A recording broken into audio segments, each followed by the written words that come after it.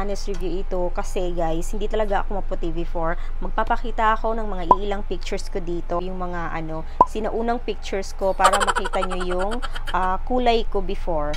And ngayon, medyo nag-light na kahit papaano. Although, hindi ko pa na-achieve yung puti goals na gusto ko talaga mga bakla. But then, ayan, isasabay ko kayo sa journey ko kung papaano ako magpaputi.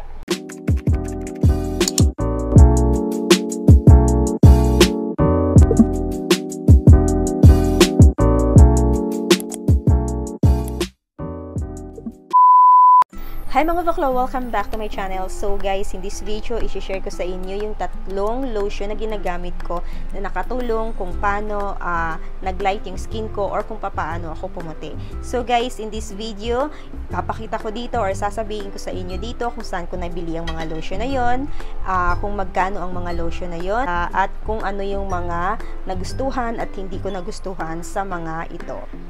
Disclaimer lang mga bakla, hindi ito sponsored video at hindi rin ito mga sponsored product. So, binili ko ang mga ito guys gamit ang sarili kong pera. So, guys, honest review lang tayo dito. Gusto kong sabihin sa inyo yung mga na-experience ko sa mga lotion na ito. Mga bakla, kung interesado kayong malaman kung ano yung mga whitening lotion na ginagamit ko, just keep on watching. Unahin ko na itong Nivea. So, eto guys, itong Nivea na ito is nabili ko malapit lang dito sa amin. And ganito yung itsura niya. Ganyan. So, ang nakasulat sa harapan is, ayan siya. Nivea Extra White Smooth and Firm. And then, meron din siyang 50 times vitamin C deep white essence for whiter and firmer skin. So this is 400 ml na lotion. Sobrang laki, sobrang tagal na niya maubos mga bakla. And ito siguro sa akin parang nasa 3 to 4 months ko na yatang ginagamit kasi madalas ko siyang gamitin tuwing gabi lang guys kasi wala siyang SPF. Yun naman ang hindi ko nagustuhan sa lotion na ito mga bakla, wala siyang SPF. So I don't feel protected from the sun pag halimbawa ginamit ko to during daytime and then lalabas ako, I don't feel protected kasi wala siyang SPF. Pero ang nagustuhan ko dito mga bakla is meron siyang 50 times vitamin C. Alam nyo naman na kapag may vitamin C mga bakla is nakakaputi yan kasi yung vitamin C is whitening booster.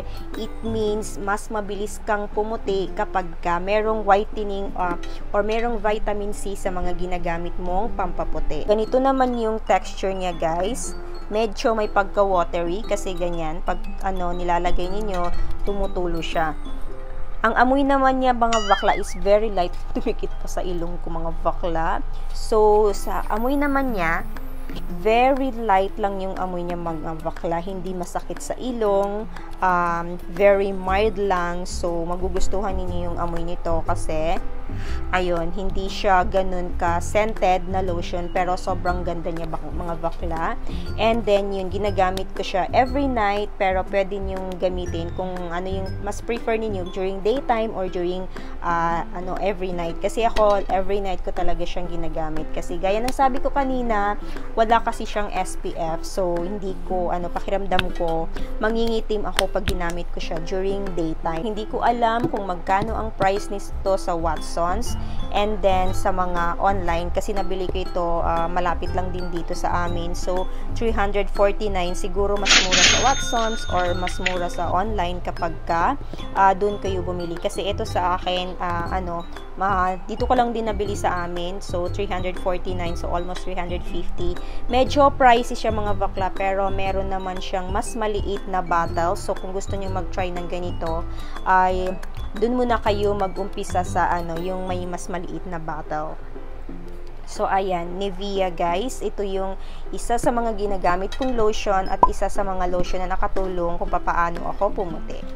And then, ang pangalawang lotion naman na ginagamit ko is itong Kojisan. Ayan. Ito guys, ubos na siya, wala na siyang laman. And then, ang nakalagay naman dito is skin lightening body lotion and meron siyang SPF 25. Ito mga bakla, sobrang sobrang ganda din or sobrang sarap din ng amoy niya. Parang hindi ka magsasawa na amoy-amoyin.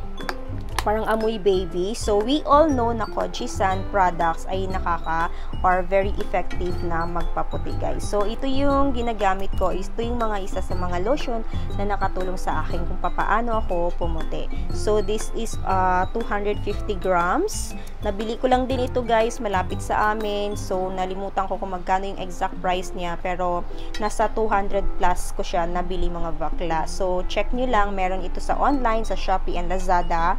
Hindi ko lang alam kung magkano ang price nito. And I'm not so sure din kung meron siya sa Watsons. So, ayan mga bakla, ito yung isa sa mga lotion na ginamit ko na nakatulong sa akin paano nag-light yung skin ko. And so, hindi ko mapapakita sa inyo, pero ang nagustuhan ko dito, guys, yung texture niya. Hindi siya watery. Hindi gaya nitong Nivea, medyo watery siya, mga bakla. Pero ito siya, ang nagustuhan ko dito is hindi siya watery, guys. So, siya, parang cream type ang texture ng lotion na ito. Pero maganda rin siya. Meron siyang SPF 25. So, ayan. And then, yung last na lotion ay papakita ko sa inyo kasi bago ko pa lang kasi siyang ginagamit. So, siguro mga nasa 2 weeks ko pa lang ata siya ginagamit, mga bakla. So, itong Bello Essentials. So, papaya lotion, brightening plus protecting, SPF 30. So, 200 ml, guys. And mura lang siya, mga bakla, 189.75. So, almost 190 siya, 200 ml. And then, matagal na rin siyang maubos.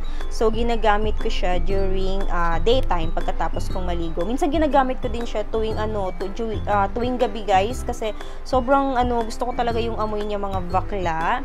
And eto, sa likod niya, mga bakla, meron siyang expiration date na nakalagay dito, October 2023, and direction for use nakalagay din dito. Apply liberally on the whole body and use regularly. So, gamitin niyo siya para effective or para makita niyo agad yung results. So, gamitin niyo siya araw-araw. And warning, discontinue use if rash, redness, or itching occurs. Consult your physician if irritation persists. So, ayun, guys, if ever after you will use this, let's say mga 3 days, nakita niyo na hindi hiyang sa inyo, nangangati kayo, meron kayong rashes, or ano bang sinabi dito, ayun, namumula kayo, then stop using it. It means hindi hiyang sa inyo.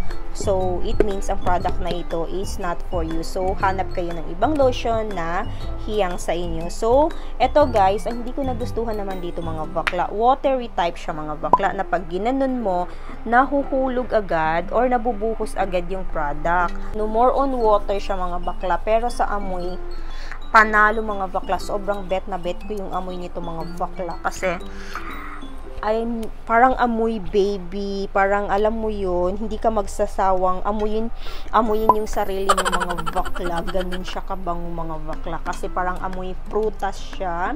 But then, yun nga lang, watery type. So, if ever may mga anak kayo, may mga baby kayo, so iwasan nyo na maabot nila ito, kasi pag nabuksan nila, once na nabuksan nila to, so sayang yung product, kasi mabubuhos yung product, guys. Kasi pag open pa lang, nabubuhos na kaagad kasi yung product dahil watery type siya, mga bakla.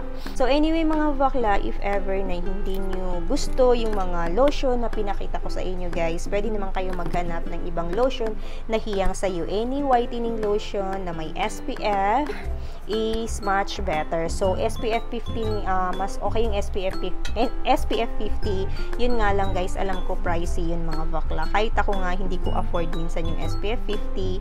So ito na lang yung ginagamit ko. At least meron siyang SPF. So, that's all for this video, and sana nagustuhan nyo ang video na ito, guys. And if you do like this video, please give it a thumbs up and subscribe to my channel, mga bakla, if you haven't yet. Thank you so much, guys, for watching. Bye!